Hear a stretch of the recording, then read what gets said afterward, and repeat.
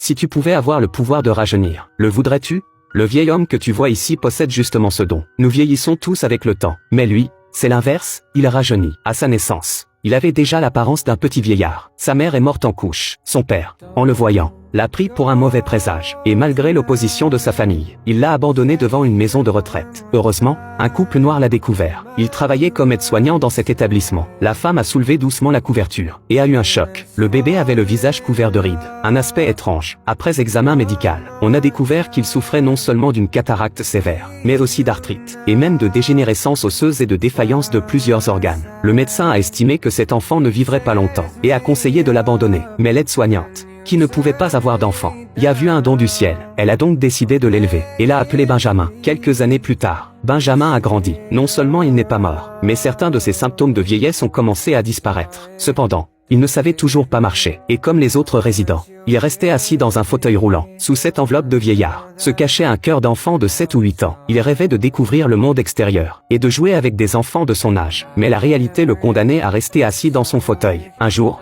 un homme noir est arrivé à la maison de retraite. Il s'appelait John. C'était un ami du père adoptif de Benjamin. Il ne cessait de raconter ses aventures aux résidents, ce qui amusait beaucoup Benjamin. En discutant avec lui, John a trouvé que Benjamin était différent des autres pensionnaires. Alors il l'a emmené en cachette hors de l'établissement. C'était la première fois que Benjamin voyait le monde extérieur. Le temps a filé. Benjamin avait maintenant 12 ans. Ce jour-là, une vieille dame lui a présenté sa petite fille. Une fillette blonde aux yeux bleus, joyeuse et pleine de vie. Elle s'appelait Daisy. Benjamin en est tombé immédiatement sous le charme. Daisy ne se souciait pas qu'il ressemble à un vieil homme. Elle était ravie de jouer avec lui. Ils sont vite devenus de très bons amis, et se retrouvaient même en cachette sous la table au milieu de la nuit, pour partager leurs secrets. Daisy a voulu toucher le visage ridé de Benjamin. Mais à ce moment-là, sa grand-mère les a surpris. Elle a ordonné à Daisy de monter, tout en réprimandant sévèrement Benjamin, lui demandant de rester loin de sa petite fille. En entendant ces reproches, Benjamin était profondément blessé. Lui aussi n'était qu'un enfant, simplement avec un corps de vieillard. Il s'est jeté dans les bras de sa mère en pleurant. Avec le temps qui passait, le corps de Benjamin continuait à changer. Il rajeunissait de plus en plus. Benjamin a pris la décision de quitter la maison de retraite. Il voulait découvrir le monde. Il a fait ses bagages, et a dit au revoir à tout le monde. Sa mère pleurait en lui demandant de prendre soin de lui. Daisy,